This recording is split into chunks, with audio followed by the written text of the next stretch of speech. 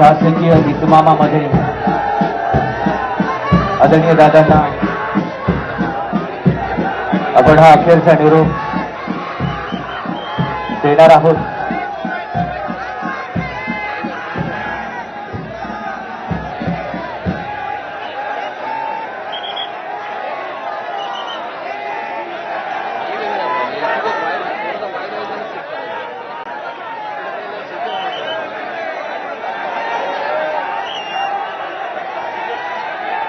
सर्वांना विनंती आहे की आपण प्लीज सहकार्य करायचं.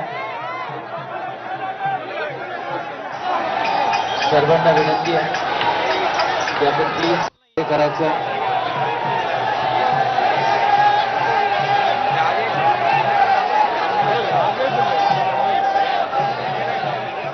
आदरणीय दादा, ही केवळ एका कुटुंबापुरती राष्ट्रामध्ये प्रत्येक जण आदरणीय दादांवर भरभरून प्रेम करायचे हे दादा आज आपल्यामध्ये मानले.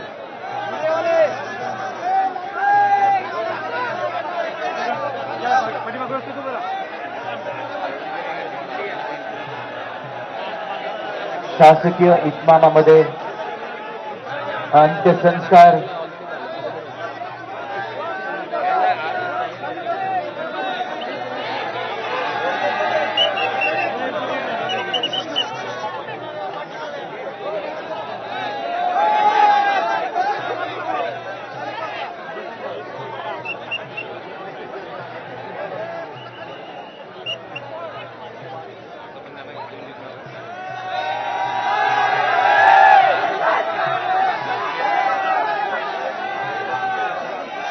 आपल्या सर्वांसाठी, प्रत्येकासाठी हा अत्यंत भावनिक क्षण.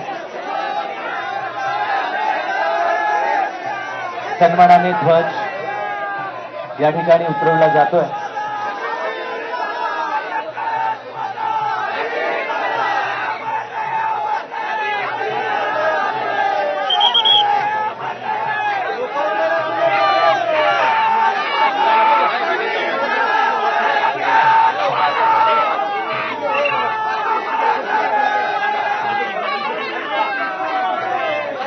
मला नाही सांगत.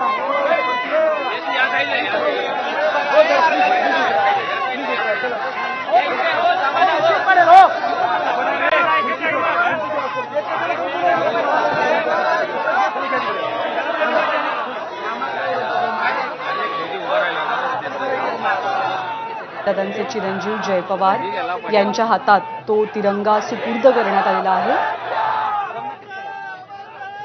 पोलीस मानवंदना देतील आणि त्यानंतर अजित पवारांचे अंत्यसंस्कार पार पडतील.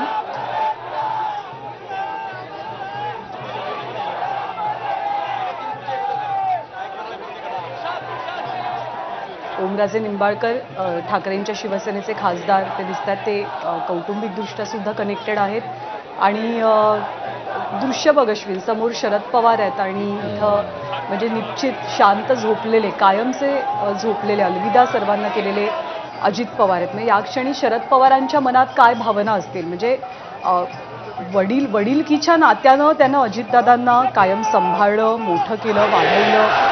एका मोठ्या वटवृक्षाच्या छायेखालीच अजित पवार मोठे होत गेले आणि त्यात त्यांनी स्वतःची वैयक्तिक स्वतंत्र अशी ओळख सुद्धा निर्माण केली. मधल्या काळामध्ये दुरावा आला, मतभेद झाले, पण कौटुंबिक पातळीवरचे संबंध ते मात्र कधीच तुटले नाही. ते मात्र कायमच राहिले आणि ते नातं अनेक प्रसंगांमध्ये त्यांनी जपलं आणि आज असा प्रसंग समोर येणं फार म्हणजे शब्द नाही आहेत. वेदनादायी, यातना देणारं, मन सुन्न करून टाकणार आहे सगळं हे. आणि आता अजित पवारांना अखेरचा निरोप देण्यात येतोय. काही वेळातच केंद्रीय मंत्री आणि मुख्यमंत्री, उपमुख्यमंत्री देखील जे मगाशी एअरपोर्टवरनं रवाना झाले होते, काही वेळा तिकडे पोहोचतील आणि विद्याप्रतिष्ठानच्या मैदानामध्ये आता थोड्याच वेळात अजित पवारांवर अंत्यसंस्कार होतील.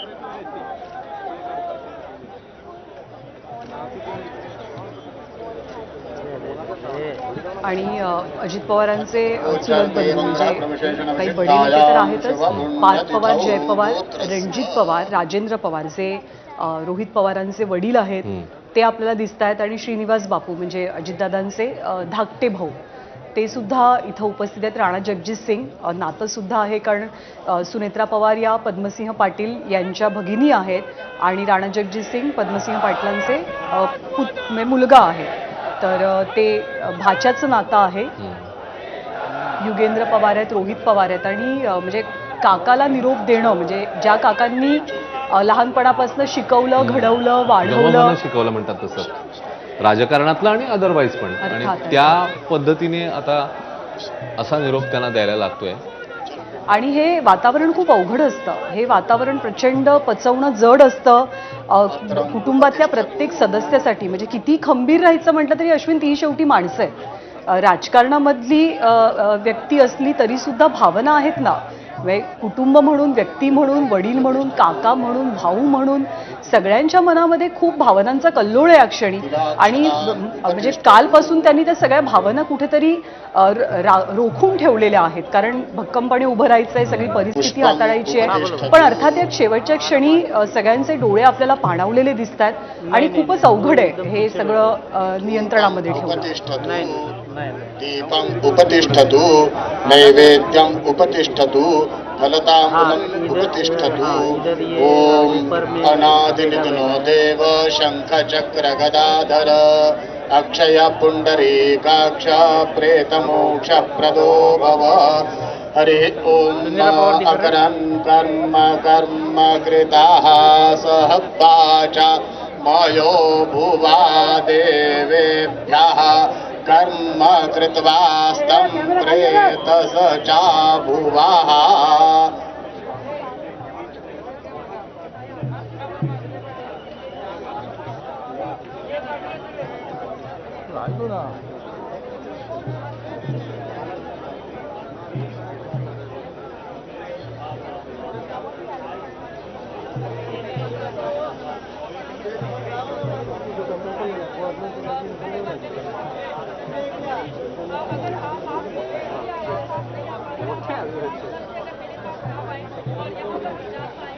ओम अग्नि जमायत्वांगीरसभते पितरे मते स्वाहा स्वाहा घर्माय स्वाहा घर्माः पितरे. अग्निन्दूतं ओददे हव्यवाहमुपब्रुवे देवां आसादयादिह ब्रह्मजज्ञानं प्रथमं पुरस्तात्रिसीमतः सुरुचोपेन आवाह सभज्ञा उपमा अस्य दृष्टाः सतश्च जोरिम सतश्च विवाह. ओम त्रिपाद नक्षत्राधिष्ठात्र देवतेभ्यो नमः. पूजनाख्येन कर्मणा पापः महाविष्णु प्रियता नमः.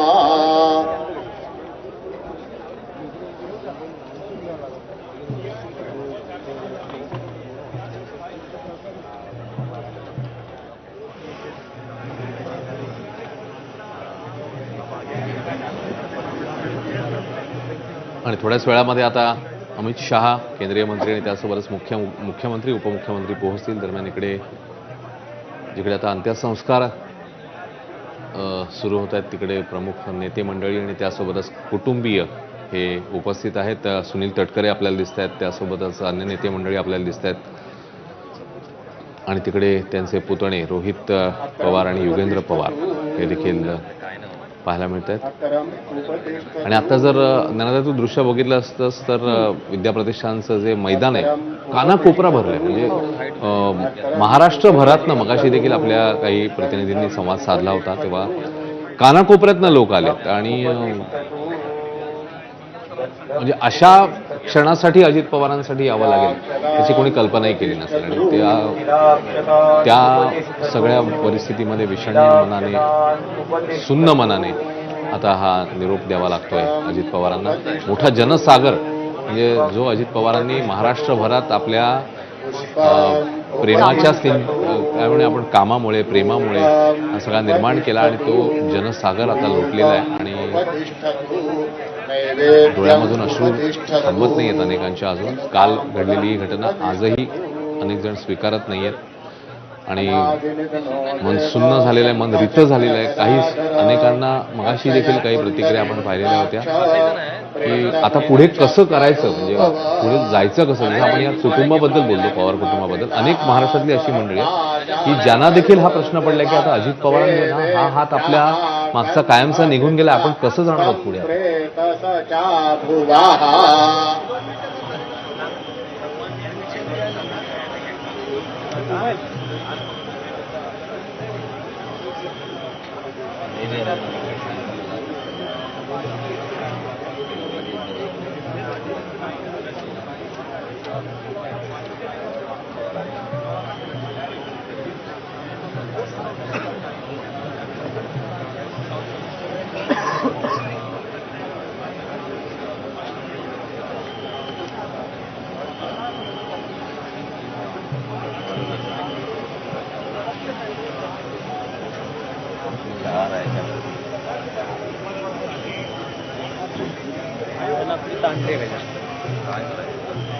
पूर्वाधिष्ठातृदेवतेभ्यो नमः.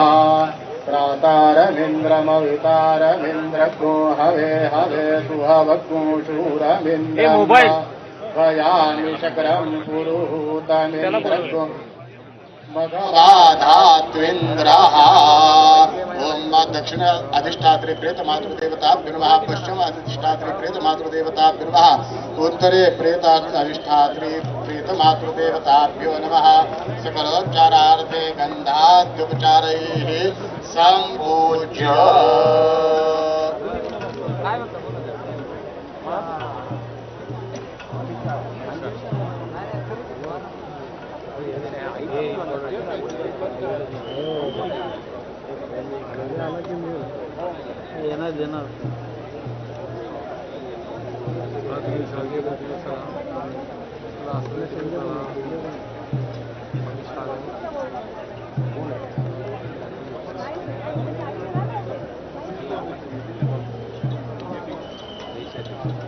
शहा पोहोचलेले आहेत. ते अर्थात आधी शरद पवारांचं आणि कुटुंबियांचं सांत्वन करतील.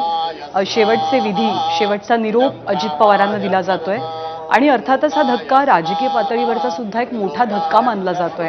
कारण राज्याची अनेक पुढची गणितं म्हणा, राजकारणाची पुढची गणितं म्हणायचे एक आडाखे बांधलेले असतात. एखाद्या व्यक्ती जाणं, त्याचा पक्ष आतून बाहेरून हादरून जाणं आणि ते कुटुंब हादरणं, या सगळ्यातनं पुन्हा नव्यानं उभं राहून एक नवी सुरुवात करणं, ह्याला काही काळ लागतो आणि हा काळच महत्त्वाचा आहे. शरद पवारांचं सांत्वन करता आहेत केंद्रीय गृहमंत्री अमित शहा.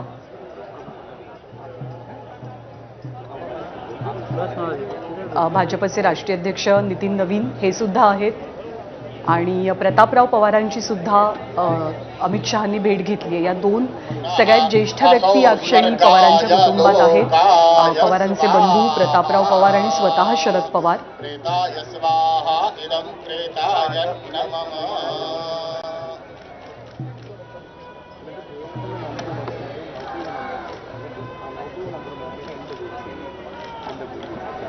एकीकडे अखेरचा निरोप देतानाचे मंत्रोच्चार सुरू आहेत, पण त्यापेक्षा कार्यकर्त्यांचा आवाज हा जास्त कानात घुमतोय की एकच वादा अजित दादा आणि दादा परत या.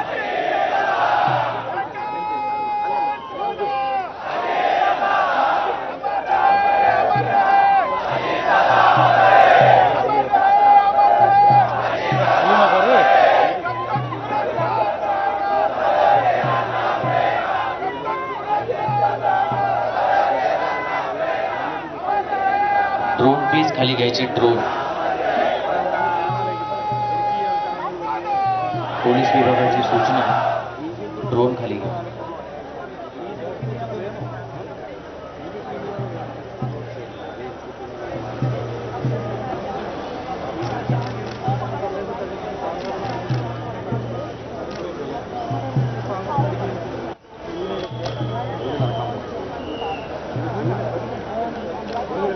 आपले प्रतिनिधी मंदार गोंजारी सध्या आपल्या सोबत आहेत. मंदार, हा क्षण बारामतीकरांसाठी, इथे उपस्थित असलेल्या प्रत्येकासाठी पचवणं खूप अवघड आहे, कारण इतका मोठा जनसमुदाय समोर आहे आणि अजित पवार शांत आहेत, अजित पवार काहीच बोलत नाहीत. हे दृश्य ना कधी बारामतीनं स्वप्नात इमॅजिन केलं असेल ना आत्ता त्यांना पचवता येत असेल.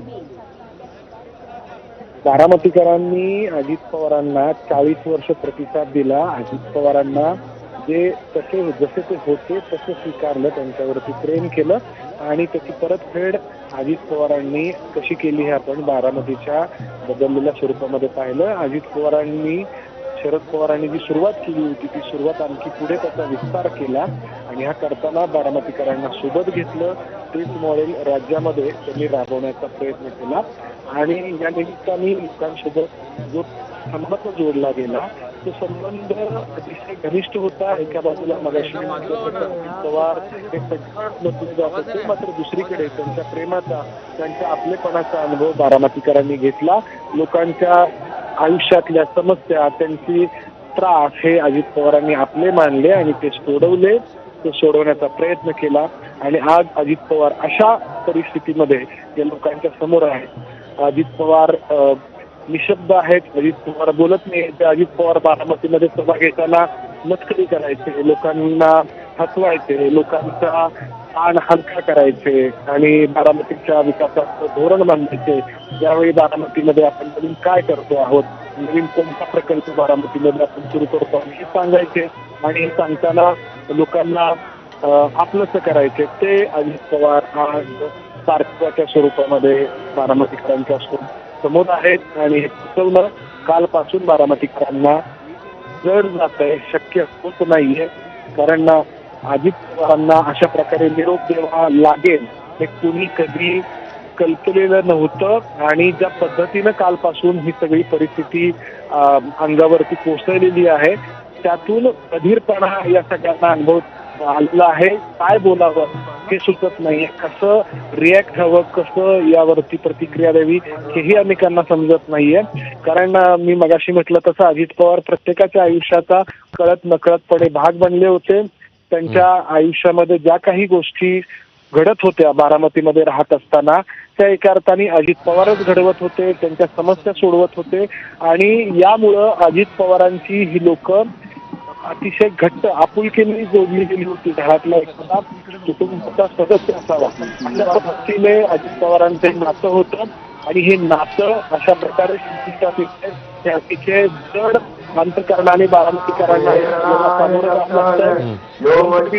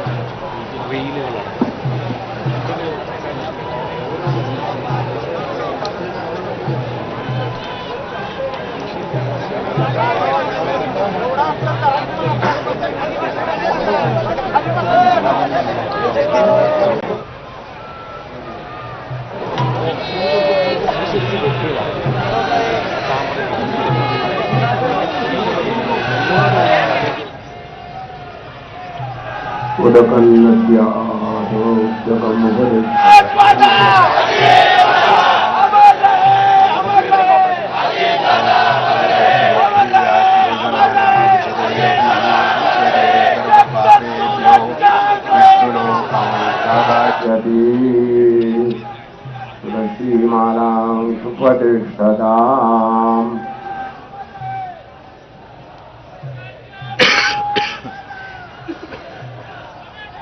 पुष्पमालां सुप्रतिष्ठतु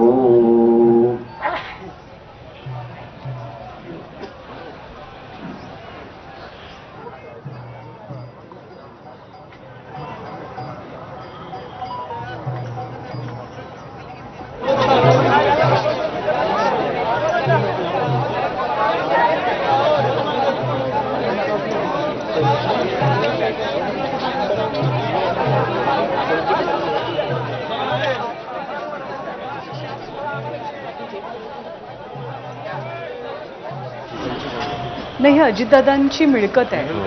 अजितदादांवरती कार्यकर्त्यांनी केलेलं प्रेम आहे. व्यक्ती त्याच्या कामातनं लक्षात राहतो असं कायम म्हणतात आणि अजितदादांच्या बाबतीत तेच प्रेम आहे.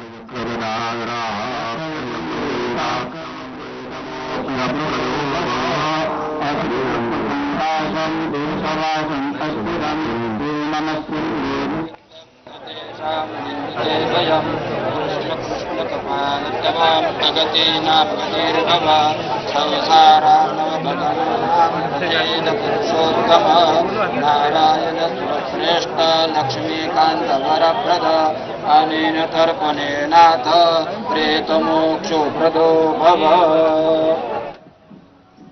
सुनेत्रा पवार आलेल्या आहेत अखेरचं दर्शन घेण्यासाठी. 37 वर्षांचा या दोघांचा संसार होता आणि अर्थातच दादांनी सुद्धा अनेकदा सुनेत्रा ताईंसोबतच्या अनेक आठवणी शेअर केल्या. एक मुलाखत आपण घेतली होती सुप्रिया आणि सुनेत्रा पवार दोघींची, तर त्यामध्ये दोघींनी सुद्धा दादा नेमके कसे आहेत याबद्दल सांगितलं होतं. म्हणजे दोघांचं अगदी लग्न ठरल्यापासून ते राजकारणामध्ये अर्थातच एकमेकांना वेळ देता येत नाही, ते स्वीकारलेलं असतं कुटुंबाने सुद्धा. पण त्या परिस्थितीत सुद्धा कसं हळवं मन आहे अजितदादांचं, जे ते प्रत्येक वेळी जपतात, कुटुंबाच्या पाठीशी उभे राहतात, ते किती संवेदनशील आहेत याची आठवण दादांच्या जवळ असलेला प्रत्येक व्यक्ती भेटल्यावरती नेहमीच सांगत असायचा की राजकारणाच्या पटलावर दादा जसे दिसतात, सभांमध्ये जसे दिसतात, ते जितके एक प्रकारे कठोर वाटतात किंवा रोखठोक वाटतात, तर ते तसे नाहीये. हे कुटुंबातला प्रत्येक व्यक्ती, मग त्या सुप्रिया सुळे असो, सुनेत्रा पवार असो किंवा त्यांच्या जवळचा प्रत्येक व्यक्ती हे कायम अधोरेखित करत राहायचा. आणि त्याचीच प्रचिती आज येते. म्हणजे प्रचंड भावूक वातावरण आहे. कुणी कुणाला समजवायचं, कुणी कुणाला धीर द्यायचा, हाच इथे खरा प्रश्न आहे.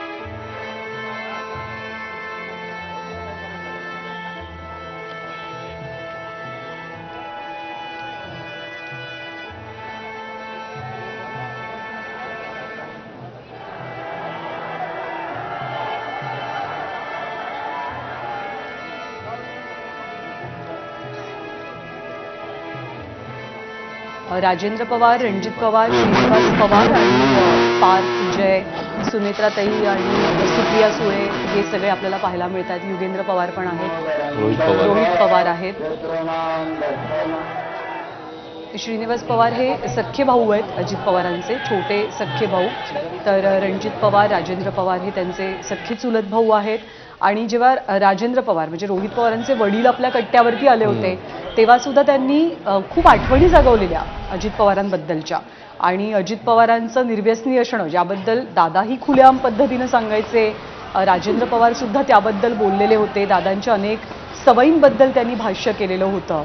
दादांची स्वप्न असोत, म्हणजे अजित पवारांचं बारामतीसाठी सतत विचारशील असणं, सतत कृतिशील असणं, आणि तो जो त्यांचा ध्यास आहे बारामतीच्या विकासाबद्दलचा आणि महाराष्ट्राच्या सर्वांगीण विकासाबद्दलचा, याबद्दल अर्थातच कायम पवार कुटुंबातल्या व्यक्ती असो, अजित पवारांचे कार्यकर्ते असो, राष्ट्रवादीचे किंवा इतर पक्षातले नेते असो, हे कायमच भरभरून बोललेले आहेत.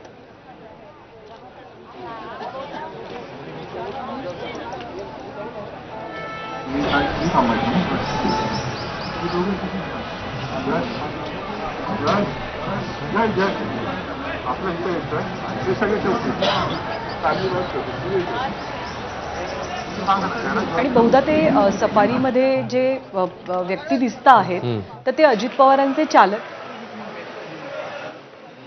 सुद्धा आली आणि त्यांनी असं म्हटलं की अजितदादांना त्यांनी म्हटलं होतं म्हणजे या बहीण आहेत अजित पवारांची बहीण विजया पाटील आणि नीताताई, तर दोघींसाठी पण म्हणजे ते अख्ख्या महाराष्ट्राचे दादा होते आणि बहिणींसाठी सुद्धा दादाच होते.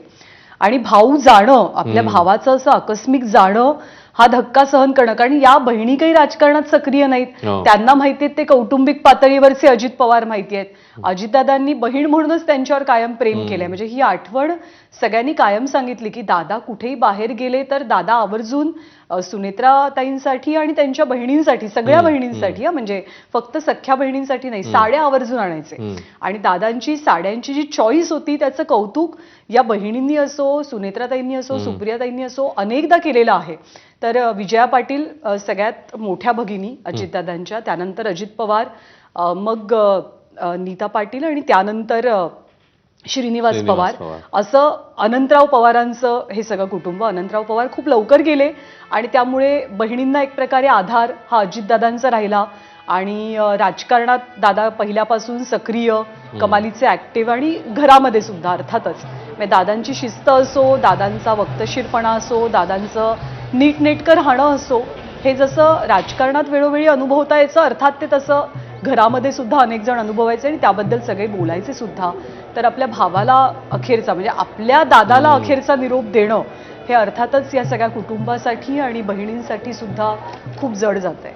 आणि अलीकडेच ज्याचा उल्लेख आपण करत आलोय गेले 2 दिवसामध्ये, तो म्हणजे त्यांच्या घरामध्ये झालेले 2 विवाह सोहळे, त्यानंतर दिवाळीच्या वेळी ही मंडळी एकत्र यायची, भाऊबीज असेल, आणि हे सगळे क्षण म्हणजे आता जेव्हा ह्या भगिनी असतील किंवा हे सगळे पुतणे असतील त्यांचे, तर त्यांच्या मनामध्ये ह्या आठवणी आता फक्त म्हणजे अजित पवार फक्त आठवणी, आता उरल्या फक्त आठवणी, असा तो भाव आहे. आणि अनेक नेते मंडळी देखील माझी खात्री आहे त्यांच्याही मनामध्ये असंख्य आठवणी असणार.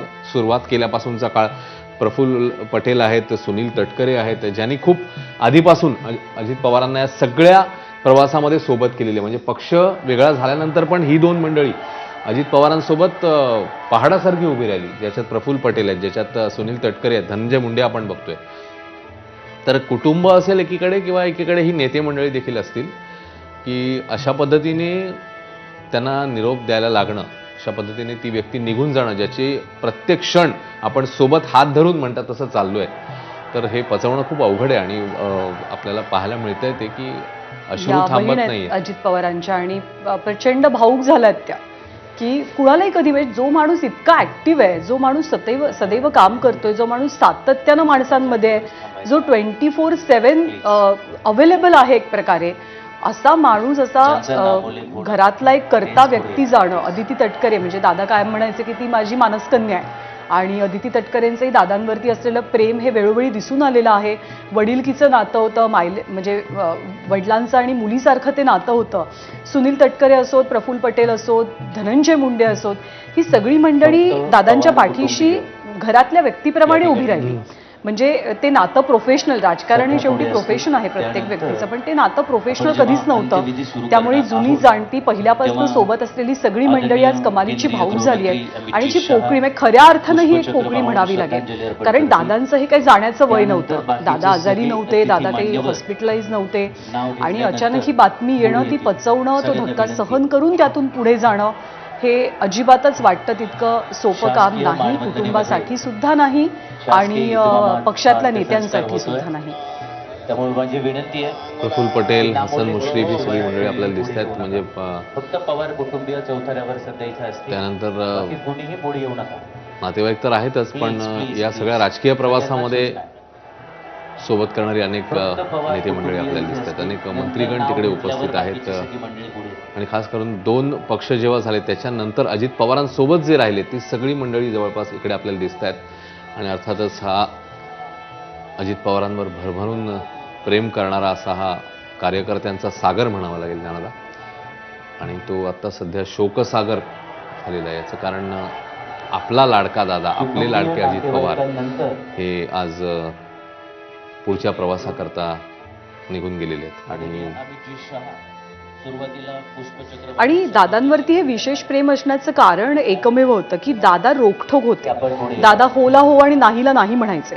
दादांनी कधीच एखाद्या कार्यकर्त्याला तंगवून ठेवलं नाही त्याच्या कामासाठी, किंवा आपण म्हणतो ना की मी बघतो, मी करतो, तुझं काम होईल, मग तू परत माझ्याकडे ये, असे खेटे मारायलाही कधी दादांनी लावलं नाही. जे त्यांच्या पोटात होतं तेच त्यांच्या ओठावरती होतं. दादा प्रामाणिक होते आणि दादा दिलेल्या शब्दाला जागणारे होते. ते वचनबद्ध असायचे आणि लोकांच्या कामासाठी कटिबद्ध असायचे आणि म्हणूनच त्यांचं नेतृत्व हे सर्वमान्य नेतृत्व होतं. लोकांना अनेकदा खटकायचं सुद्धा की दादांचं असं फटकळ असणं, दादांनी सडेतोड बोलणं, अतिशय जरा जास्त स्पष्ट बोलणं.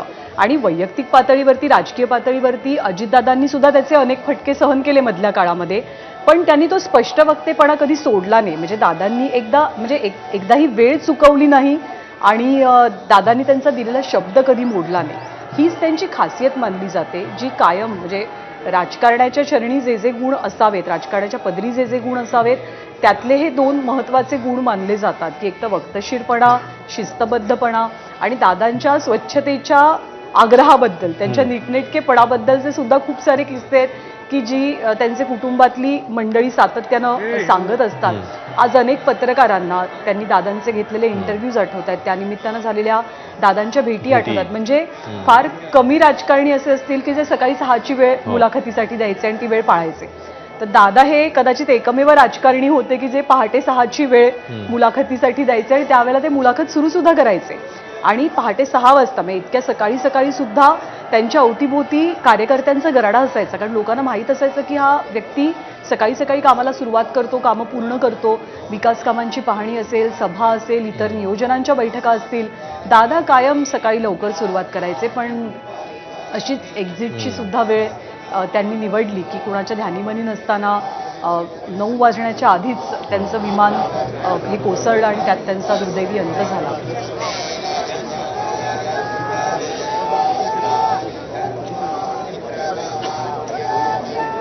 आणि लोकांमध्ये मिसळणं म्हणजे आपण नेहमी म्हणतो की एक मंत्री किंवा एक VVIP, तर ते VVIP काइंड ऑफ काय म्हणू आपण, ती झूल त्यांनी कधी स्वतःभोवती ठेवली नाही.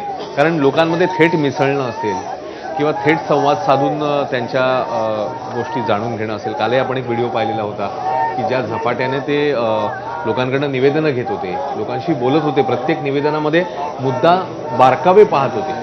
तर मला असं वाटतं हे जे आहे ना की आपल्या काय म्हणूया आपण, आपल्या मंत्रिपदाची जी आहे ती कवचकुंडल असतील, ती झूल जी असेल ती बाजूला ठेवून लोकांमध्ये जाणं. म्हणजे आत्ताही मधल्या काळामध्ये जो प्रचार विधानसभेच्या अनुषंगाने असेल किंवा अगदी आत्ता महापालिकेच्या अनुषंगाने असेल, तर लोकांमध्ये मिक्स होणं, बोलताना पण म्हणजे भाषणामध्ये देखील त्यांची ती शैली आपण बघितलेली होती की एखादा तिकडे असेल तर त्याचा काहीतरी धागा पकडून एखादा ते संवाद करतील किंवा एकदम अचानक जर वातावरण गंभीर झालं असं वाटलं तर पटकन एखादा मिश्किल टोला लगावतील. तर ही जी हातोटी आहे किंवा हे जे कौशल्य आहे की सभा जिंकणं, लोकांना जिंकणं, तर मला असं वाटतं की हे फार विलक्षण त्यांचा गुण होता. आणि हे सगळ्या मंडळींना आता इथून पुढच्या काळामध्ये तो प्रत्येक क्षण, मग ती सभा असेल किंवा वैयक्तिक कुठल्या लग्न सोहळ्यात ते भेटले असतील, एखादा टोला दादांनी लगावला असेल किंवा ते जे हास्यविनोद झाले असतील, ते जे संघर्षाचे क्षण असतील, आता एकाने उल्लेख केला संघर्ष योद्धा म्हणून त्यांचा, तर ते सगळे क्षण आता इथून पुढे आठवणार आहेत या सगळ्या मंडळी. आणि तो अगदी बरोबर म्हणाला अश्विन की दादांची शैली भाषणाची ही वेगळी होती. त्यांची शैली काही अशी टिपिकल भाषणाची शैली नव्हती. जे मनात ते बोलून दाखवायचे पटकन. त्यामुळे मंचावरच्या नेत्यांना फटकार लगावणं असो, तिथल्या तिथे कार्यकर्त्याचे कान उपटणं असो, खडेबोल सुनावणं असो, दादा त्या बाबतीत कधीच भीडभाड बाळगायचे नाहीत. म्हणजे राजकारणी बऱ्याचदा आपल्याला असे दिसतात की थोडंसं गोडगोड बोलून सगळ्यांना ते सांभाळण्याचा, पॉलिटिकली डिप्लोमॅटिकली वागण्याचा एक प्रकारे किंवा पॉलिटिकली करेक्ट राहण्याचा ते प्रयत्न करतात. पण दादानी त्याची फिकीर केली नाही की कोण आपल्याला काय म्हणेल, आणि म्हणून दादा कनेक्ट व्हायचे. दादा ज्या गावात जायचे त्या गावची भाषा बोलायचे, त्या कार्यकर्त्यांना आपलंसं करायचे, त्या कार्यकर्त्यांच्या भाषेमध्येच ते संवाद साधायचे आणि म्हणून तो कनेक्ट. म्हणजे काल आपण किती असे व्हिडिओ पाहिले की अगदी लहान लहान लेकरांपासून ते वयोवृद्ध आजी आजोबांपर्यंत सगळ्यांच्या मनात हा दादांप्रती असलेला जिव्हाळा प्रतीत होत होता, तो व्यक्त होत होता. पण अर्थात आता हे सगळं काही दिसणार नाही आहे, ते क्षण अनुभवता येणार नाही आहेत. अखेरचा निरोप अजित पवारांना दिला जातोय. म्हणजे काल माध्यमांमध्ये सुद्धा म्हणजे अजित पवारांचा मृत्यू, अजित पवारांचं निधन, त्यांचा पार्थिव देह आणला जातोय, हे सगळे शब्द सिंक्रनाइज व्हायला प्रत्येकाला वेळ लागला. म्हणजे हे जुळणी जी करतो आपण शब्दांची, लिखाणाच्या बाबतीत असो, बोलण्याच्या बाबतीत असो, तर ते बोलणं, लिहिणं हे सुद्धा बऱ्याचदा जड जात होतं. खरं आहे. आणि अनेक म्हणजे काल आपण मंदारला देखील तू विचारलं होतंस की अजित पवारांसोबत अनेक खरं म्हणजे पत्रकार परिषदा असतील, कार्यक्रम असतील, या सगळ्या रिपोर्टर्सने कव्हर केलेत.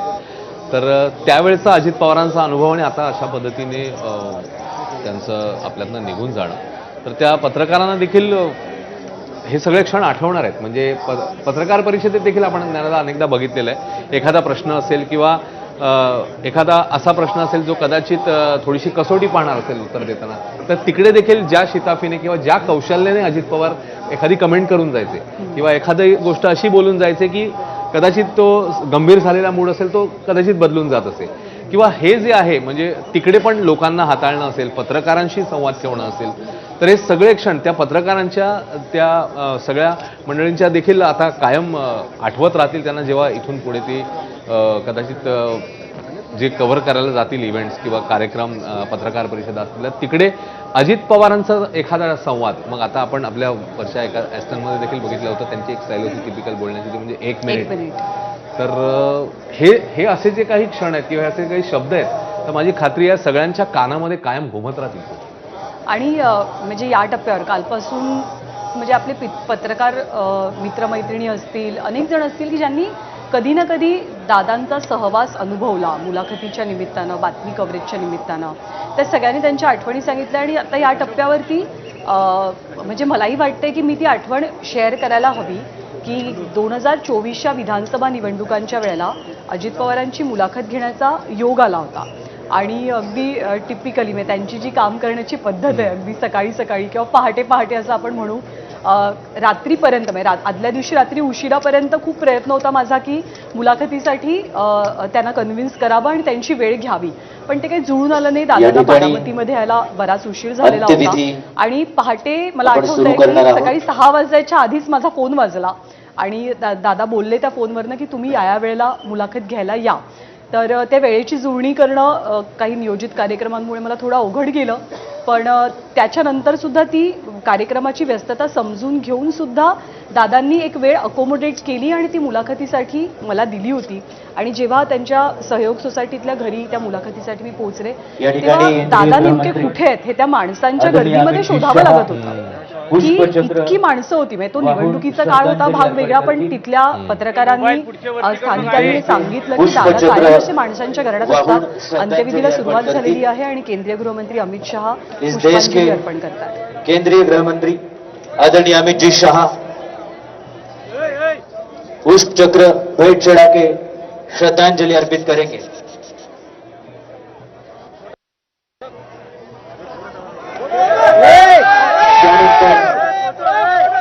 पुष्पचक्र वाहून श्रद्धांजली अर्पण.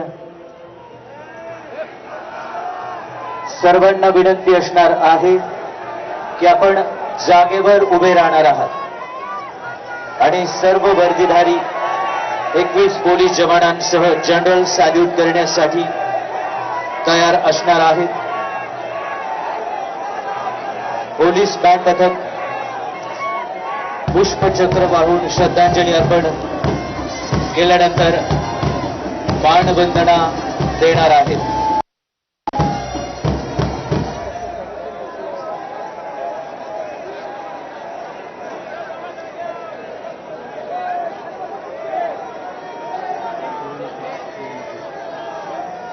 सर्वांना विनंती आहे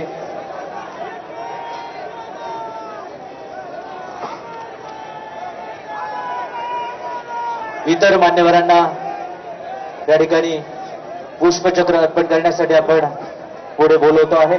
नितीनजी नवीन, भारतीय जनता पक्षाचे राष्ट्रीय अध्यक्ष नवीन साहेब आदरणीय दादांना अर्पण करतील. तर राज्याचे मुख्यमंत्री देवेंद्रजी फडणवीस,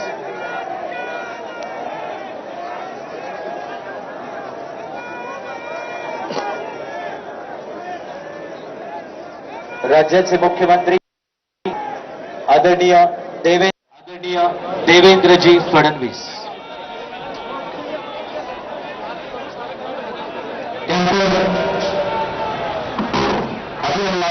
त्यांना श्रद्धांजली अर्पण करण्यासाठी या देशाचे रस्ते वाहतूक व महामार्ग केंद्रीय मंत्री नितीनजी गडकरी साहेब. सध्या देवेंद्रजी फडणवीस राज्याचे मुख्यमंत्री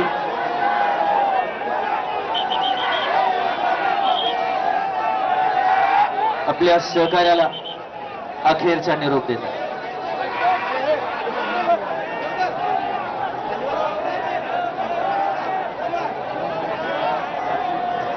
यानंतर केंद्रीय मंत्री आदरणीय नितीनजी गडकरी साहेब.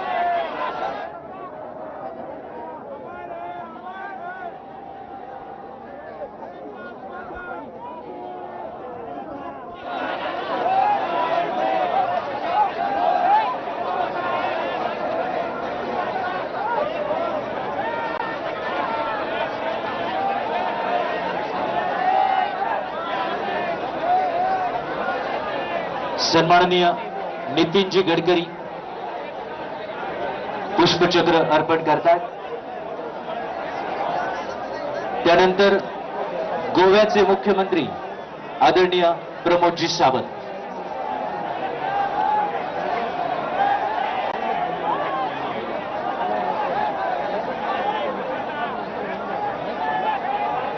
सगळ्यांना विनंती आहे की आपण प्लीज जागेवर बसा. आपल्याला सूचना दिल्यानंतर उभं राहायचंय. सध्या जागेवर बसा.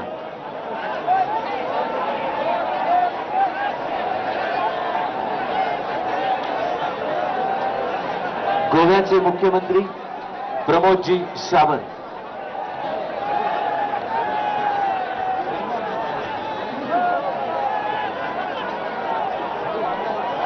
यानंतर महाराष्ट्र राज्याचे उपमुख्यमंत्री एकनाथजी शिंदे.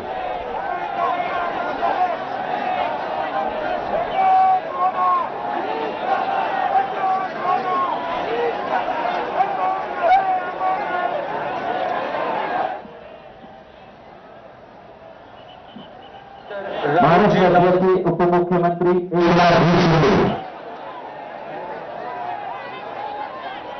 यानंतर राहुलजी नॉर्वेकर.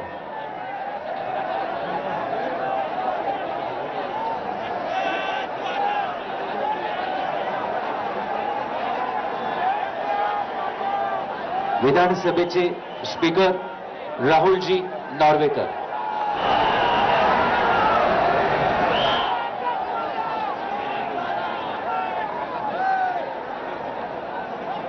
महाराष्ट्र राज्याचे उपमुख्यमंत्री एकनाथजी शिंदे यांनी पुष्पचक्र अर्पण केलेलं आहे. त्यानंतर राहुलजी नॉर्वेकर.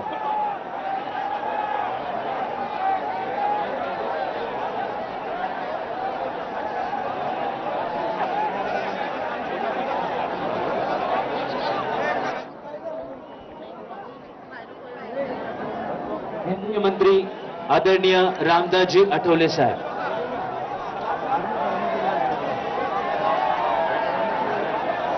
केंद्रीय राज्यमंत्री आदरणीय आठवले साहेब. केंद्रीय राज्यमंत्री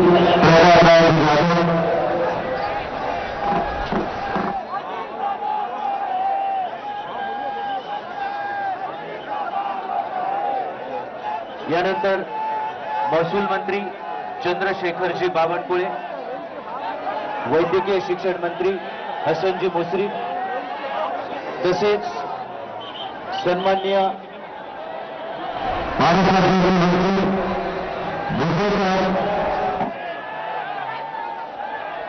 शिक्षण मंत्री चंद्रकांत दादा पाटील.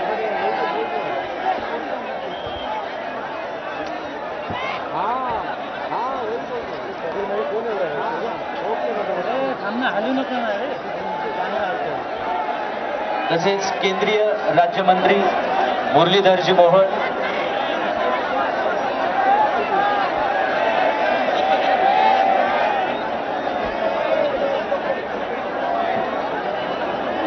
तसेच सन्माननीय खासदार शाहू महाराज छत्रपती.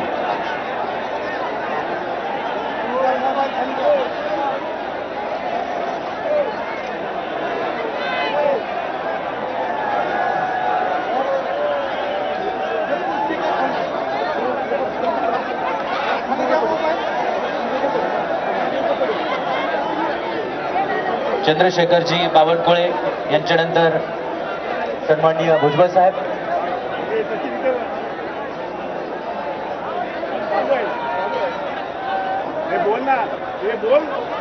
आंध्र प्रदेशचे सन्माननीय शिक्षण मंत्री नारा लोकेश, आपसे विनती है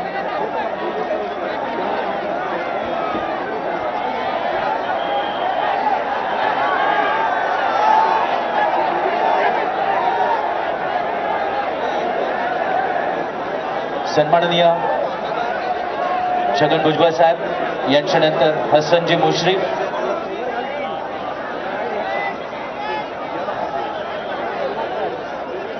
आपल्या लाडक्या नेत्याला श्रद्धांजली अर्पण करतात. यानंतर उच्च व तंत्र शिक्षण मंत्री चंद्रकांत दादा पाटील. माझी विनंती आहे आपल्या सगळ्यांना, प्लीज महाराष्ट्रभरातून आपण आदरणीय दादांच्या प्रेमापोटी आलेला आहात.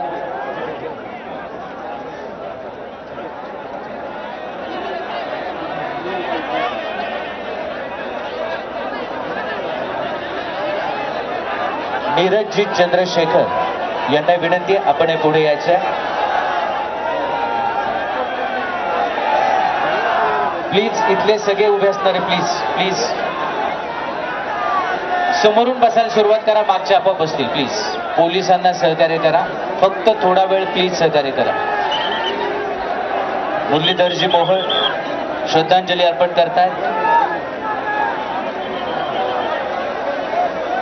त्यानंतर छत्रपती शाहू महाराज श्रद्धांजली अर्पण करण्यासाठी येत आहेत.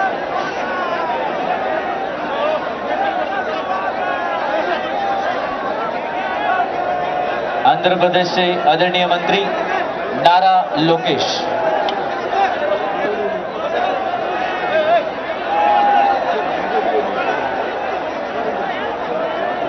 नीरजजी चंद्रशेखर आदरणीय खासदार.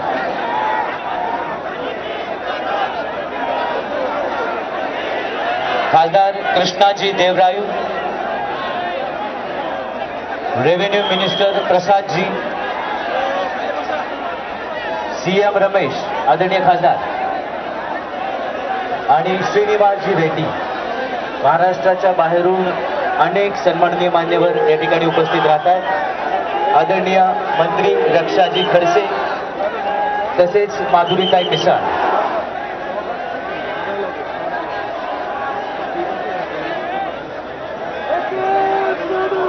नीलमताई गोरे, आदित्यताई तटकरे. सन्माननीय मंत्री महोदया,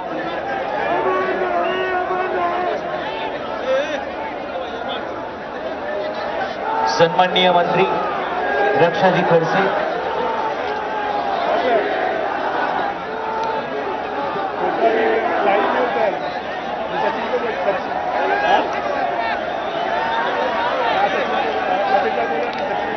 वनमंत्री गणेशजी नाईक साहेब.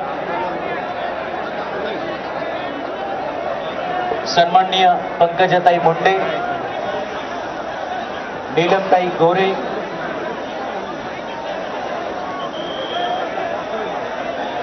सन्माननीय वनमंत्री गणेशजी नाईक, आदितीताई तटकरे. प्लीज ड्रोन आहेत ज्यांचे खाली घ्या, त्यावर कारवाई करण्यात येईल. ड्रोन अलाउड नाहीये प्लीज.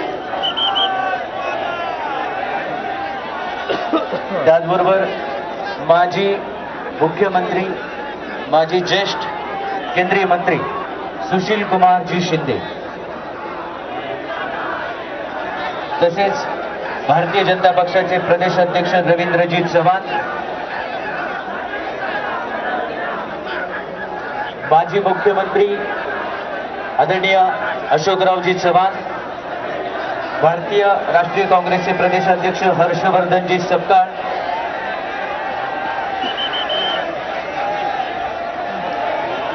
राष्ट्रवादी काँग्रेस पक्षाचे प्रदेश अध्यक्ष सुनीलजी तटकरे,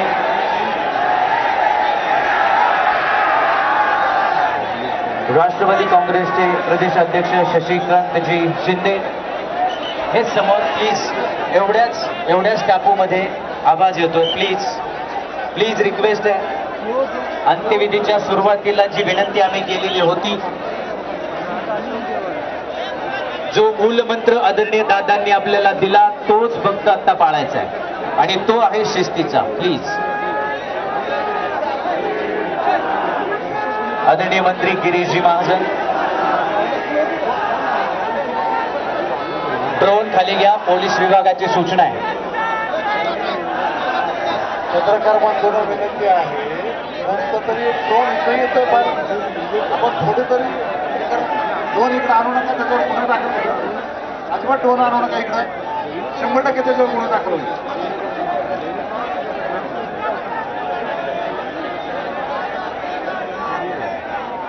यानंतर माजी मुख्यमंत्री ज्येष्ठ नेते आदरणीय सुशील कुमारजी शिंदे,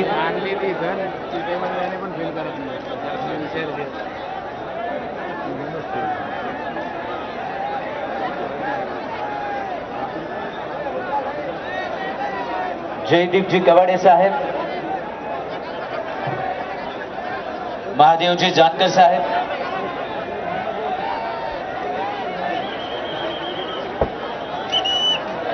सन्माननीय रितेशजी देशमुख, सन्माननीय मंत्री जयकुमारजी गोरे, डॉक्टर अमोल कोल्हे, सन्माननीय खासदार, सन्माननीय जयंत पाटील साहेब, त्याचबरोबर विखे पाटील साहेब, आपण सर्व मान्यवर या ठिकाणी येऊन श्रद्धांजली अर्पण करणार आहेत. सन्माननीय नरहरी झिरवाल साहेब, सन्माननीय राहुलजी कुल,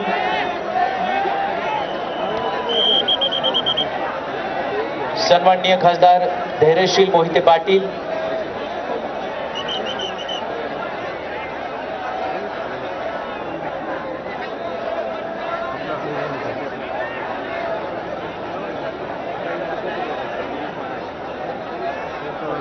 राष्ट्रीय काँग्रेस पक्षाच्या वतीने सन्माननीय हर्षवर्धनजी सपकाळ साहेब, मकरंद आबा पाटील, हर्षवर्धन भाऊ पाटील, सन्माननीय विजय बापू शिवतारे, नरहरी झिरवाल साहेब, सन्माननीय रितेशजी देशमुख,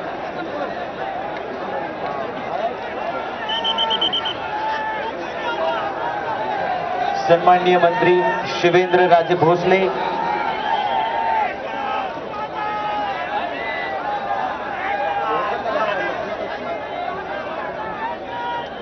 अशोकजी उईके, सन्माननीय शंभूराजे देसाई, सन्माननीय मकरंद आबा पाटील, सन्माननीय दत्तात्रय मामा भरणे, सन्माननीय मंगल प्रभातजी लोढा, सन्माननीय श्रीमान प्रफुल्लभाई पटेल, सन्माननीय जयकुमारजी गोरे, सन्माननीय संजयजी राठोड साहेब,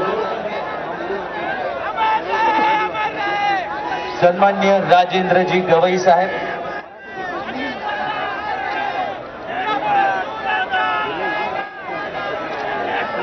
सन्माननीय राधाकृष्ण विखे पाटील,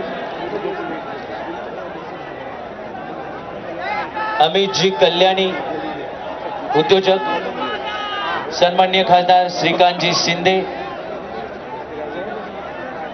सन्माननीय निवेदिता माने, आदरणीय माजी मंत्री राजेशजी टोपे साहेब, आदरणीय खासदार धैर्यशील मोहिते पाटील, आदरणीय खासदार संजय दीना पाटील, आदरणीय आमदार सचिनजी आहिर,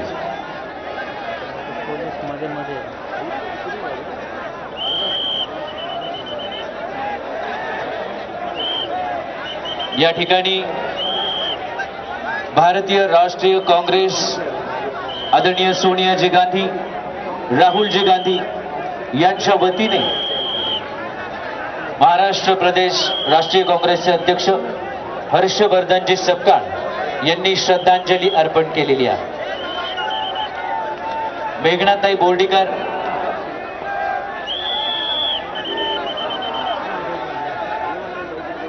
ओके. त्याचबरोबर आदरणीय दादांना श्रद्धांजली अर्पण करण्यासाठी आदरणीय उद्धवजी ठाकरे, आदरणीय राजजी ठाकरे हे आदरणीय दादांचं अंत्यदर्शन करून गेलेले आहेत. त्यांचे संपूर्ण कुटुंबीय पवार कुटुंबियांच्या दुःखामध्ये सहभागी आहे. त्याचबरोबर बाळाजी नांदगावकर,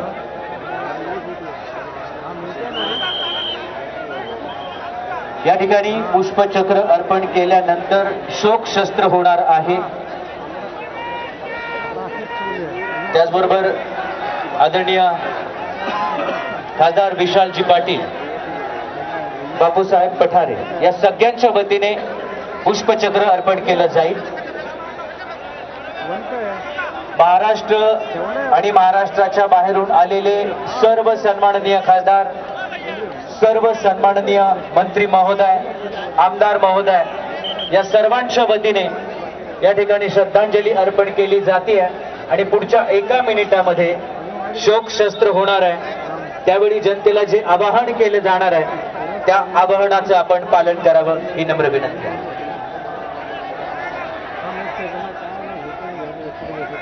सगळ्यांना विनंती आहे की आपण आता जागेवर बसून राहायचं आहे, कुणीही जागा सोडू नका.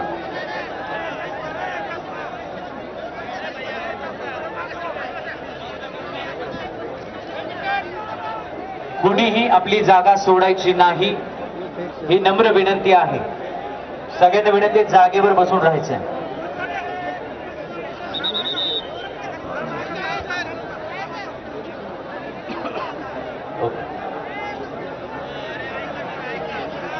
आता जे मान्यवर या ठिकाणी उभे आहेत ते श्रद्धांजली अर्पण करतील. त्यानंतर आपण शोकशस्त्र कवायत होणार आहे.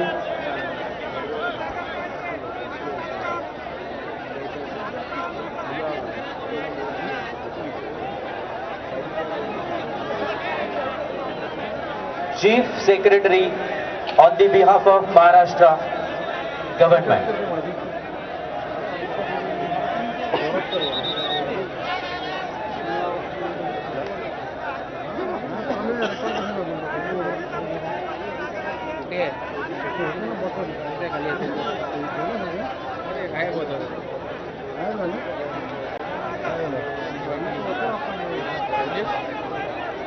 इथे उभे राहिलेले प्लीज जागेवर बसून घ्या. प्लीज प्लीज हात जोडून नम्र विनंती आहे. काल सकाळपासून आपण सगळ्यांनी खूप सहकार्य केलेलं आहे.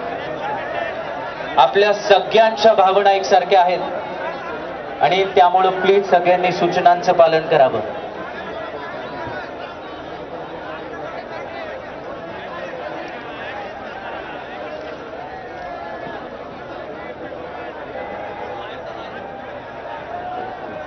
माझी विनंती आहे की आता प्लीज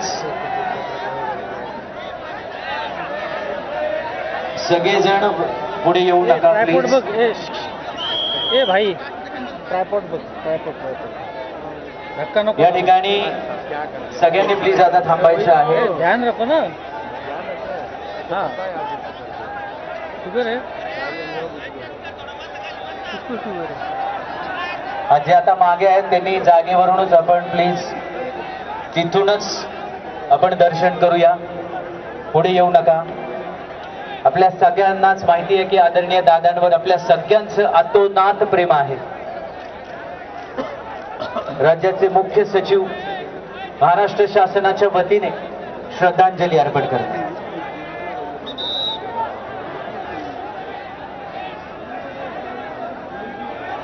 काल सकाळी 9 वाजलेपासून ते या क्षणापर्यंत आपण सगळेजण सहकार्य करत आहात.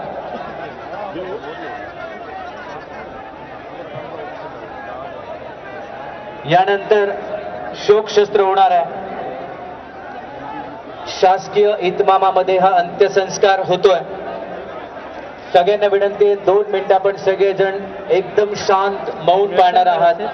जागेवरून कोणीही उठायचं नाही, जागेवर बसून राहायचंय. जागेवरून कोणी उठायचं नाही प्लीज.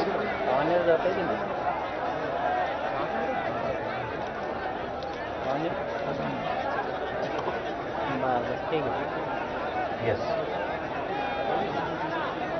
या ठिकाणी सगळ्या मान्यवरांना विनंती आहे की पुष्पचक्र वाहून झाल्यानंतर आपण आता अग्निसंस्कार या ठिकाणी होणार आहेत, तर प्लीज थोडंसं आपण सहकार्य करावं. अग्निसंस्कार आणि लगेच त्यानंतर शोकशस्त्र होणार आहे. त्यानंतर 3 वेळा हवेत फायर करून बंदुकीची सलामी दिली जाणार आहे आणि त्यानंतर अखेरची मानवंदना म्हणून बिगुल वाजवून सलामी दिली जाणार आहे. तर या सगळ्या गोष्टींसाठी मला माहिती आहे आपल्या कुणाच्याच मनाची तयारी होत नाहीये.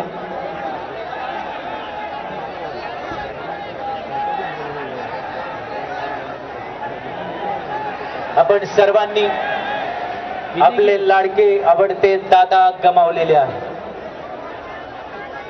ये देखो, ये दोनों भाई को रखा है ट्रेन में.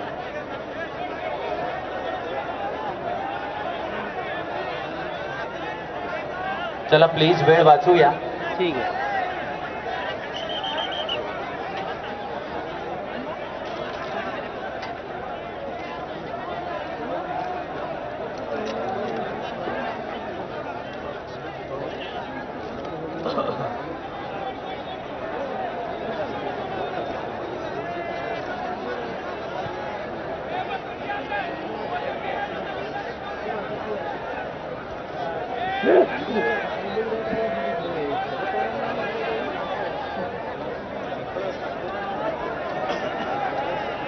या ठिकाणी अग्निसंस्कार होणार आहे.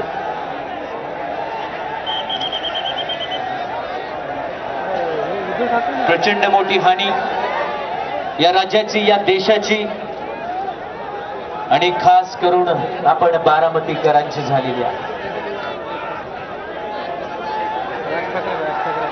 माझी विनंती आहे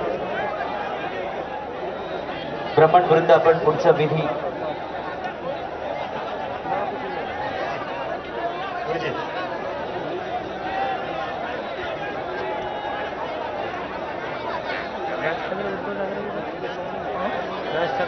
भेटून गेले ना ते आता इथे येणार आले होते तिथे भेटून गेले. त्यांनी आता म्हटलं श्रद्धांजली भेटून गेले इथे नव्हते आले माझं. त्यांनी आता म्हटलं श्रद्धांजली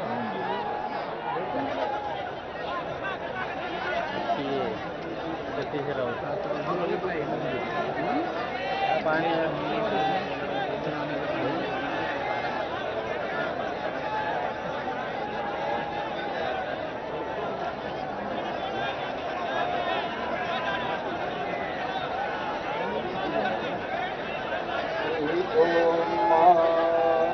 अकेतो जन्दुपनायो सोमनादेव पीयवाः अस्य लोकाः सुखावताः सुभिरहो विरक्तुर्व्यक्तं च मोदनात्वस नमसमये सवे आदेशरीभ्यः पृथिव्यां लोकमिच्छतु दशमकेजुर्यन्तामुश्रियाः वायुः पुनादु सविता पुनात्वगनिर्भ्राजसा सूर्यस्य वर्चसा विमुञ्चान्तामुश्रियाः अश्वत्थेवो निखदनं कर्णेवो वसति करेता भाज इत्किला सतजत्सनवत पूरुकम्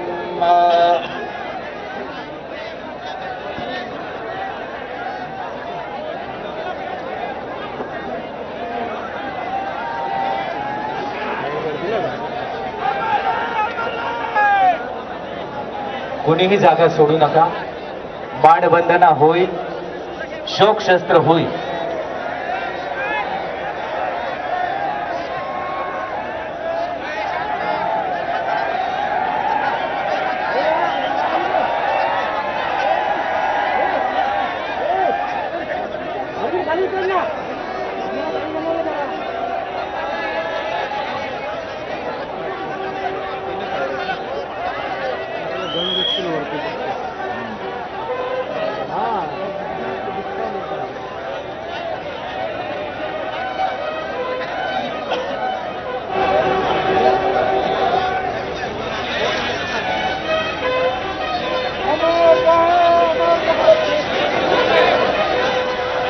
जयदीप जयदीप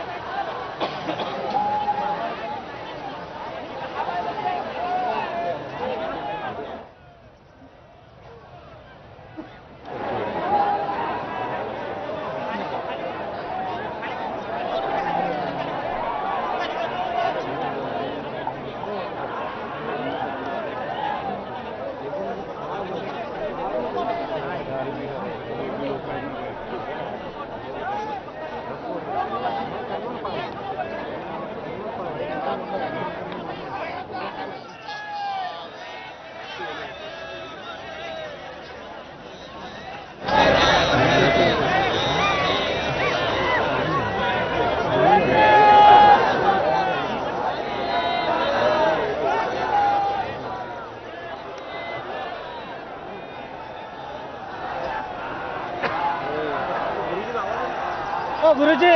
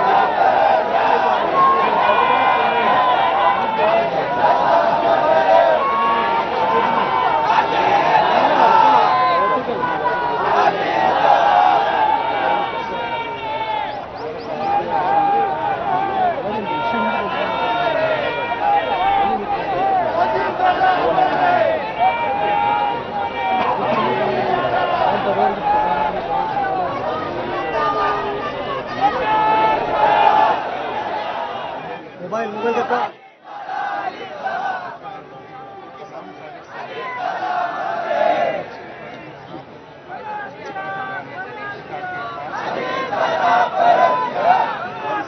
बे मोबाईल.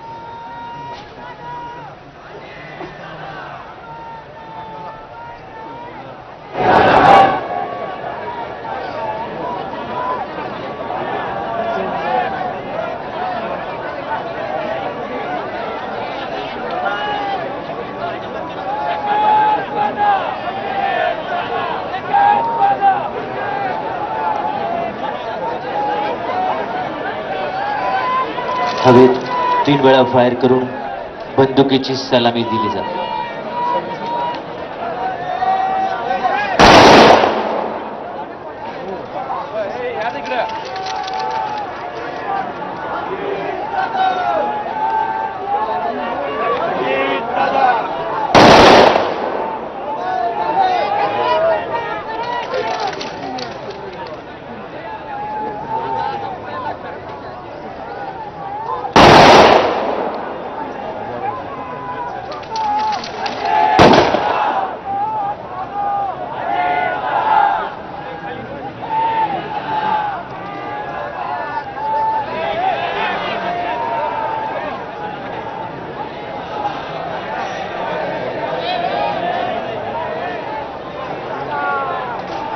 अखेरची मानवंदना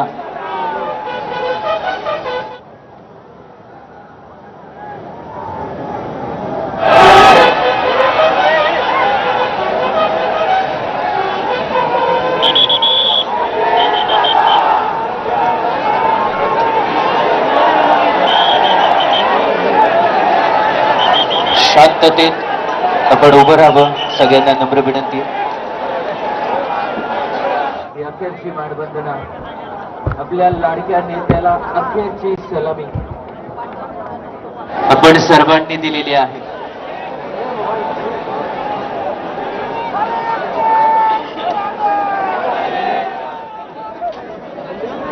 जिथे आहात तिथे जागेवरूनच आपण अंत्यदर्शन घेऊन मागच्या गेटने हळूहळू बाहेर पडणार आहात. माझी विनंती आहे, पुढे येण्याचा प्रयत्न प्लीज आपण करू नका. सगळ्यांना नम्रपूर्वक विनंती आहे.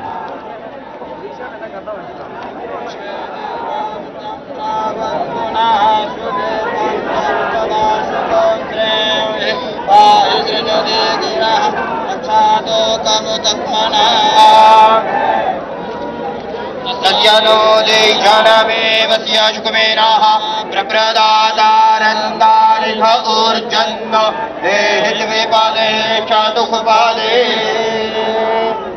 पुढच्या बाजूला येण्याचा प्रयत्न कृपया कोणी करू नका. सगळ्यांना नम्र विनंती आहे. मागच्या बाजूला रक्षातो कम तत्मना. मागच्या बाजूला गेट आहे, त्या मागच्याच बाजूने हळूहळू आपण बाहेर पडूया. बाहेर प्रचंड गर्दी आहे, खूप गर्दी आहे. हळूहळू मागच्या बाजूने बाहेर पडा. सर्वांना नम्रपूर्वक आवाहन करण्यात येत आहे, पुढे येण्याचा प्रयत्न आपण करू नका. पोलीस विभागाला सहकार्य करूया. मला माहिती आहे या जागेवरून आपले पाय निघायला तयार नाहीयेत. अरे मित्र, आपल्या सगळ्यांचं ट्रायपॉड हलते ना, हातोनात न भरून येणारं नुकसान या ठिकाणी झालेलं आहे. ट्रायपॉड हलते. खर तर आपल्या सर्वांची शांतता आणि शिस्त हीच आदरणीय दादांना खरी श्रद्धांजली असणार आहे. मागच्या बाजूने हळूहळू बाहेर पडा.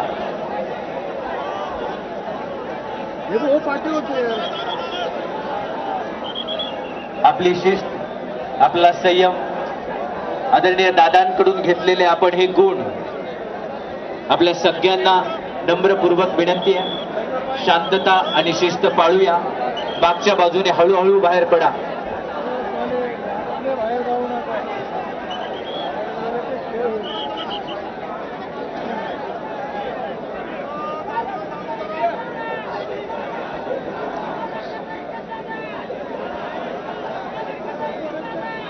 सर्वांनी स्वतःच्या मागच्या बाजूला मोठं गेट आहे, तिथून हळूहळू बाहेर पडूया.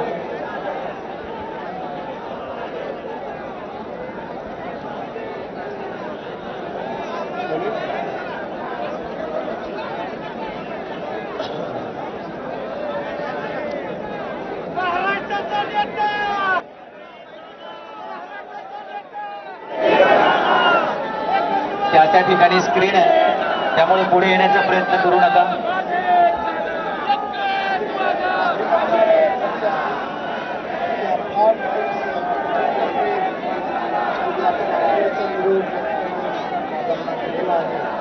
आपण जिथे आहात तिथूनच अंक दर्शन करून पाठीमागच्या गेटनं परत जायचं आहे. कुठलाही भावनात्मक करून कुठलाही इन्सिडेंट होणार नाही याची आपण फोन घ्यायचा. पोलीस बांधवांना विनंती आहे, आपण आपल्या जागा घ्याव्यात, जागा सोडू नयेत. सर्व पोलीस अधिकारी आणि अंमलदारांनी आपल्या जागा घ्याव्यात. लोकांना आवाहन करावं की या शिस्तीत आणि संयमात या ठिकाणी अंत्यदर्शनाला उभे राहिले. याच शिस्तीत आणि संयमात दादांच्या आठवणी घेऊन ते कुठलाही इन्सिडेंट फ्री आपापल्या घरी जाणार आहेत. प्रचंड मोठा जनसागर आणि या ठिकाणी या मैदानात एकत्र केलेले सर्व नागरिक कुठलाही आपापल्या घरी जाणार. अजित पवारांना साश्रूपूर्ण नयनांनी सर्वांनी अखेरचा निरोप दिलाय आणि आता पोलिसांकडनं हेच आवाहन केलं जात आहे, कारण महाराष्ट्राच्या कानाकोपऱ्यातनं सगळी मंडळी, अजितदादांचे चाहते कार्यकर्ते हे बारामतीत दाखल झालेले होते त्यांच्या शेवटच्या क्षणांचे सोबती होण्यासाठी. या सर्वांनी आता शिस्तीत बाहेर पडावं. म्हणजे दादांनी कायम आपल्या कार्यकर्त्यांना शिस्तीचे धडे दिले आणि ती शिस्त सर्वांनी जपावी, हेच आवाहन सातत्यानं या सगळ्या उपस्थित मंडळींना केलं जात आहे. मगाचा क्षण अश्विन खरोखर स्तब्ध करणारा क्षण होता, सर्वांना शांत करणारा क्षण होता. कारण महाराष्ट्राच्या राजकारणात गेली 40-44 वर्ष घोंगावणारं एक वादळ, अजित पवार नावाचं वादळ, कायमस्वरूपी शांत झालंय.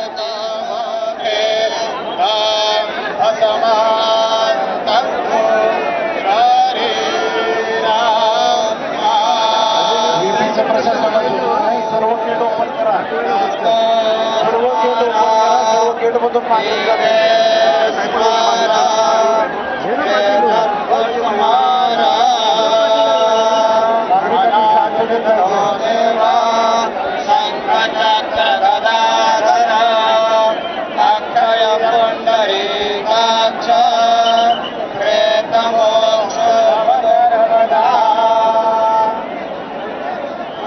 महाराष्ट्रानं म्हणजे काल अजित पवारांच्या निमित्तानं अनेकांनी त्याची आठवण काढली की महाराष्ट्रानं असे अनेक धडाडीचं नेतृत्व अकाली गमावलेलं आहे, ज्यामध्ये प्रमोद महाजनांचं नाव आपल्याला घ्यावं लागतं दुर्दैवानं. आर पाटील, राष्ट्रवादी काँग्रेसचे नेते विलासराव देशमुख, महाराष्ट्राचे कार्यतत्पर मुख्यमंत्री ते राहिलेले होते. त्याचबरोबर अजित पवारांचं नाव त्या यादीमध्ये दुर्दैवानं जोडलं गेलं. अशी अनेकांची आठवण ज्यांनी अकाली एक्झिट घेतली, म्हणजे बरंच काम गोपीनाथ मुंडेंचं नाव आहे. म्हणजे ज्यांचं खरं तर ज्यांच्याकडनं खूप मोठं काम घडणं हे महाराष्ट्रालाही अपेक्षित होतं आणि त्यांचं जाण्याचं वय नव्हतं. अशा काळामध्ये त्या नेत्यांचं जाणं आणि ती निर्माण झालेली पोकळी भरून काढणं हे खरोखर खूपच अवघड बनून जातं पक्षासाठी, कार्यकर्त्यांसाठी आणि सगळ्यात महत्त्वाचं म्हणजे त्या कुटुंबासाठी सुद्धा. खरं. आणि आपण त्यांना महाराष्ट्राचे नेते म्हणतोय असं कारण ते विशिष्ट मतदारसंघ, विशिष्ट जिल्हा असे सीमित राहिलेले नाहीयेत. ते पक्षापुरते पण सीमित राहिलेले नाहीयेत. ते पक्षाच्या पलीकडे, जिल्ह्याच्या पलीकडे असे पोहोचलेली ही सगळी नेते मंडळी होती, ज्यांचा संचार सर्वत्र असायचा, ज्यांचा कामाचा आवाका, ज्यांचा झपाटा प्रचंड होता, ज्याच्यात अर्थातच अजित पवारांचं नाव आपल्याला घ्यावं लागेल. सकाळपासून सुरू होणार त्यांचा दिवस, कालही त्यांच्या 4 सभा नियोजित होत्या. तर अशा पद्धतीने प्रचंड ऊर्जा, प्रचंड कार्यक्षमता असं सगळं भरलेला असा हा नेता, आणि तो अचानक जेव्हा निघून जातो तेव्हा फार म्हणजे ह्या सगळ्या मंडळी जे त्यांच्याबरोबर वावरलेत किंवा जे त्यांचे कार्यकर्ते आहेत त्यांच्या मनोवस्था आपण समजू शकतो की काय आत्ता त्यांच्या मनामध्ये कालवा होत असेल, गलबलून आलं असेल. कारण ते सगळे क्षण आता आठवत असतील जेव्हा कदाचित एखाद्या सभेचं नियोजन असेल, एखाद्या कुठल्या तरी कार्यक्रमाचं नियोजन असेल, विकास कामाचं भूमिपूजन असेल, त्याच्यासाठी झालेला फोन कॉल असेल, किंवा काही वैयक्तिक पातळीवर जेव्हा कार्यक्रमासाठी त्यांनी आमंत्रण द्यायला फोन केला असेल. हे सगळे क्षण माझी खात्री आहे की ही जी मंडळी आहे तिकडे यांच्या प्रत्येकाच्या मनामध्ये तो आवाज, जसं आपण मगाशी म्हटलं की त्यांचं 1 मिनिट सारखा तो त्यांचा संवाद असेल, किंवा आणखी काही त्यांची जी विशिष्ट शैली होती जी अजित पवार शैली म्हणून ओळखली जायची, तर त्यातले अनेक संवाद, अनेक शब्द हे कायम या मंडळींच्या कानामध्ये, मनामध्ये हे कायम घर करून राहतील. आणि सदैव ती एक काय म्हणूया आपण मोकळी जागा किंवा अनुपस्थिती जी आहे ती कायम त्यांना आयुष्यभर या सगळ्या मंडळींना ती जाणवणार आहे. कारण असा एक माणूस आपल्यातनं निघून गेला जो कायम प्रत्येक क्षणी आपल्या सोबत होता, 24/7 म्हणतात तसा आपल्यासाठी तत्पर होता, आणि त्या माणसाला आपण आज गमावलं. आणि कायम प्रत्येकाला हवा असं वाटणारा नेता. म्हणजे माझ्या जिल्ह्यात, माझ्या तालुक्यात अजित पवारांनी यावं, त्यांनी इथे एखादी सभा घ्यावी, ती सभा गाजावी, आपल्याला येऊन भेटावं. प्रत्येक कार्यकर्त्याची इच्छा असायची की माझ्या घरी दादांनी यावं. पार्थ पवार सर्वांना एक प्रकारे काय म्हणूयात आपण की इतक्या मोठ्या संख्येनं, म्हणजे काल रात्री जय पवारांनी सुद्धा जेव्हा संबोधित केलं त्यांनी तेच म्हटलं की माझ्या वडिलांवरचं प्रेम आहे की जे तुम्हा सर्वांच्या येण्यानं, तुमच्या सर्वांच्या भावनांमधनं प्रतीत झालेलं आहे. आणि ही बारामती कायम दादांच्या पाठीशी उभी राहिली, पवार कुटुंबाच्या पाठीशी उभी राहिली. आणि हेच बारामतीचं, महाराष्ट्राचं प्रेम हे दादांच्या अखेरच्या क्षणांमध्ये सुद्धा त्यांच्या सोबत राहिल्याचं दृश्य आज महाराष्ट्रानं पाहिलंय. आपल्याला अभिवादन करतात पवार कुटुंबियांच्या आदरणीय दादांच्या प्रेमापोटी संबंध महाराष्ट्र. अजितदादा इतकं मोठं व्यक्तिमत्व राजकारणातलं राहिले, पण अजितदादांची दोन्ही मुलं ही राजकारणामध्ये तशी फारशी सक्रिय आपल्याला दिसली नाही. म्हणजे पार्थ पवारांनी एक लोकसभेची निवडणूक लढवली, पण त्यामध्ये त्यांना फारसं काही यश मिळू शकलं नाही आणि मग ते अलिप्तच झाले संपूर्ण राजकारणामधनं. जय पवार हे सुद्धा राजकीयदृष्ट्या कधी आपल्याला ऍक्टिव्ह दिसले नाही, पण अर्थात जेव्हा जेव्हा अजितदादांची निवडणूक व्हायची किंवा सुनेत्रा पवारांची लोकसभेची निवडणूक होती तेव्हा सक्रियपणे प्रचारामध्ये त्यांचा सहभाग वेळोवेळी जाणवला. पण ही दोन्ही मुलं फारशी ऍक्टिव्ह राजकारणामध्ये तशी दिसून आली नाही. पण जिव्हाळा, प्रेम या दोनही मुलांप्रती अर्थात बारामतीकरांचं कायम असेल. थोडासा भावनांवर आपण आवर घालूया. आपलं प्रेम अतुलनीय आहे, आम्हाला माहिती आहे, आणि त्या भावना आपण रोखू शकत नाही हेही माहिती आहे. याची आणि याच विद्याप्रतिष्ठानच्या मैदानामध्ये म्हणजे पवारांनी ज्या ज्या महत्वाच्या संस्थांची निर्मिती बारामतीमध्ये केली तर त्यामध्ये अर्थातच विद्याप्रतिष्ठानचं एक नाव आपल्याला घ्यावं लागेल. सुसज्ज असं संकुल आहे ते, आणि अर्थात विद्या प्रतिष्ठानच्या प्रत्येक गोष्टीकडे अजित पवारांचं पण लक्ष असायचं की तिथं काय काय कार्यक्रम घेतले जात आहेत, या संपूर्ण वास्तूची बांधणी असो. इथे दादांनी अनेक कार्यक्रम अटेंड केले असतील, दादा अनेक कार्यक्रमांना हजर राहिले असतील, काही कार्यक्रम त्यांनी त्यांच्या भाषणानं गाजवले सुद्धा असतील. पण त्याच विद्याप्रतिष्ठानच्या प्रांगणामध्ये अनंतात विलीन झालेले आहेत. म्हणजे कायमचे शांत झालेले दादा हे महाराष्ट्राला पाहावे लागले. आपल्या सर्वांच्या आयुष्यामध्ये कधी येईल याची कोणाला जाणीव नव्हती.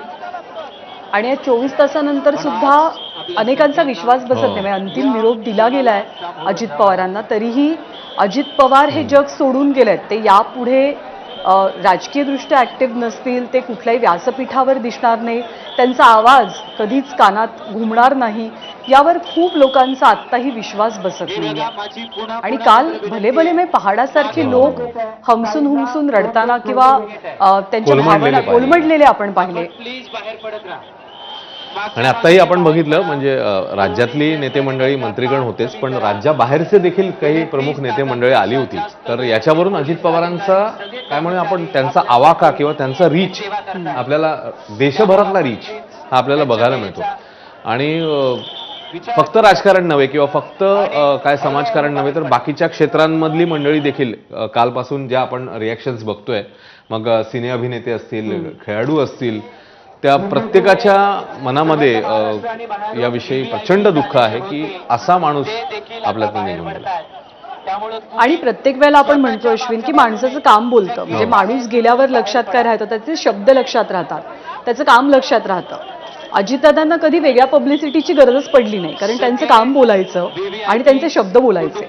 काल आपण एबीपी माझाने एक वाक्य आपल्या टेलिव्हिजन स्क्रीनवरती चालवलं की दादांचा शब्द हीच त्यांची सही होती. म्हणजे एखाद्या कागदपत्रावरती दादांनी फिजिकली सही करणं याच्यापेक्षा जास्त समाधान दादांनी मला शब्द दिलाय की तुझं काम होईल हे त्या कार्यकर्त्याला असायचं, हे त्या नेत्याला असायचं.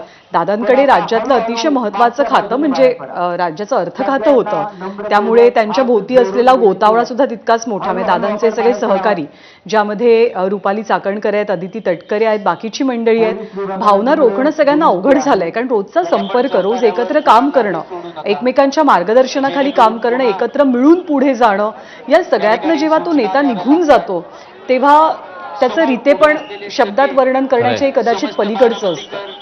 महाराष्ट्रभरातून आलेले सगळे दादांचे चाहते प्रेमी सगळ्यांना हात जोडून विनंती आहे की आपण मागच्या बाजूने हळूहळू बाहेर पडा.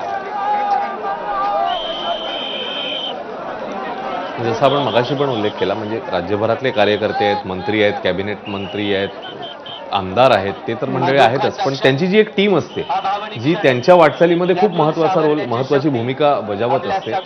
कारण अनेक मोठे दौरे असतात, जास्त दिवसांचे दौरे असतात, जेव्हा कदाचित कुटुंबापासून तुम्ही दूर असता तेव्हा ते